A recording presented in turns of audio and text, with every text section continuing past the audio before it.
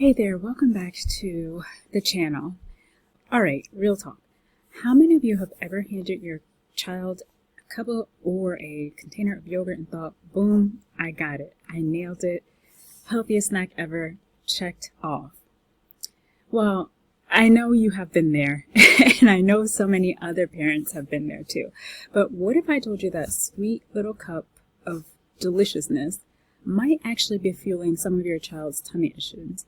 Or even worse, messing with their mood and behavior. Yogurt has got this rep, right? There's no denying it. It's marketed as this great high protein snack. It's full of probiotics, full of calcium, good for digestion. I mean, it sounds like a gut health top tier snack.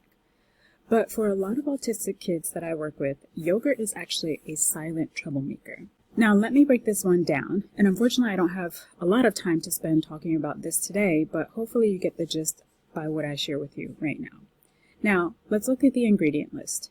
Usually it looks something like this. You've got your milk, sugar, fruit or fruit flavoring, gums or stabilizers, even sometimes, if you're very unlucky, artificial dyes.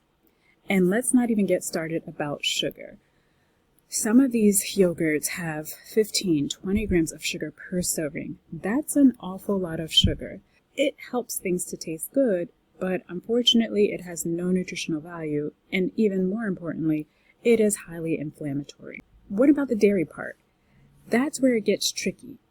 A lot of kids on the spectrum have sensitivity or even intolerance to casein, which is one of the proteins that is found in dairy. And this can create a lot of challenges for the gut, but also the body systemically. Sometimes it's akin to their body sees this yogurt and kind of goes, nope, this is not something that I want in my system.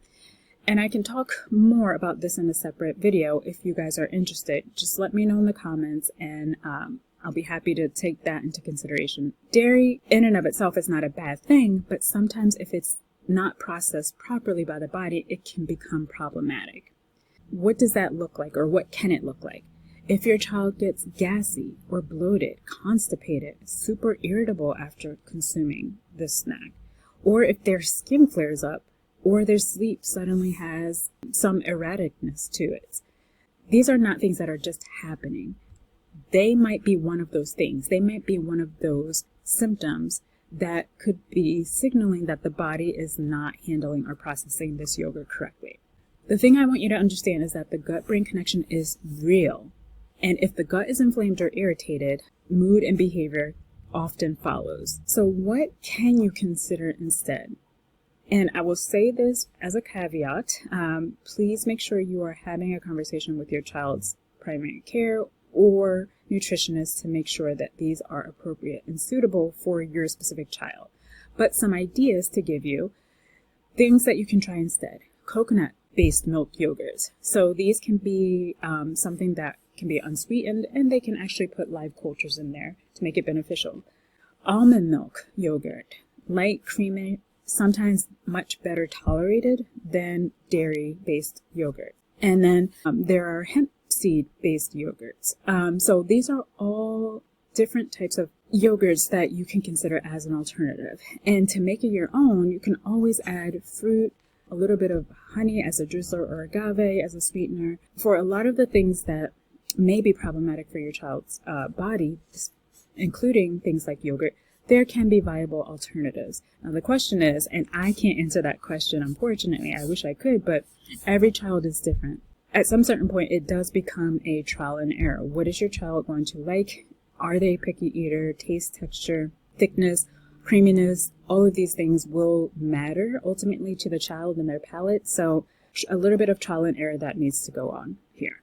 As a bonus tip, I want you to make sure, if you are not making your yogurt at home, which is something you can definitely do yourself, look for yogurts with live and active cultures. So these are your friendly gut bacteria that help the gut to stay healthy. But you want to make sure you're watching that sugar count like a hawk, because that's where a lot of challenges can sneak in as well. I don't want you to get stressed out if your child loves dairy already. That is fine. This isn't about taking everything out of their diet or taking their preferred foods out overnight. Just want to consider swapping this thing at least once or twice a week and see, are there any changes that are happening with my child's diet? Are there any mood or behavior changes? Did bedtime go smoother?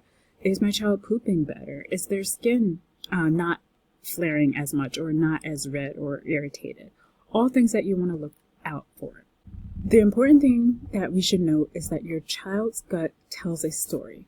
And the more and more you pay attention to it, the easier it becomes to decipher it.